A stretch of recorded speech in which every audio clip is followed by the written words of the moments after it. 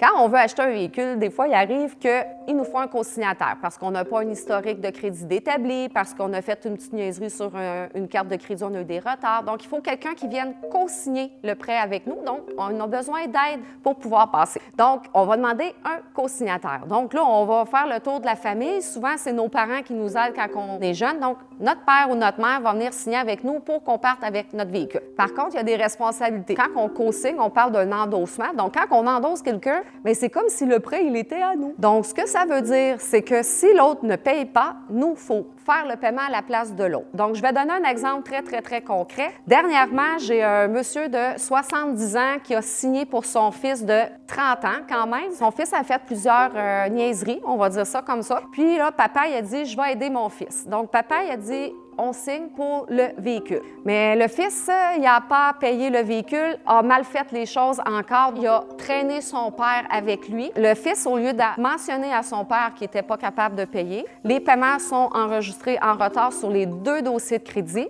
Et à la dernière minute, le fils a dit à son père, je vais faire une remise volontaire du véhicule. Donc, le père de 70 ans s'est ramassé avec une remise volontaire sur son dossier de crédit. Donc, ce que ça fait, c'est que lui, pour s'acheter un véhicule, une chance qu'il venait juste d'acheter son nouveau véhicule parce qu'il est barré. Donc, pour les 6 prochaines années, il y a une remise volontaire qui va être sur son dossier de crédit. Il n'aura pas accès à des financements de crédit réguliers pour ses propres véhicules à lui. Donc, quand on signe pour quelqu'un, ce que ça veut dire, c'est « Mon Dieu, je l'aime tellement, cette personne-là, que ça ne paye pas, là, je vais tout payer pour lui. » Donc, il faut vraiment être sûr d'avoir la capacité de rembourser si l'autre ne fait pas les paiements. Demain matin, es-tu capable de payer 2 véhicules? Non, signe pas.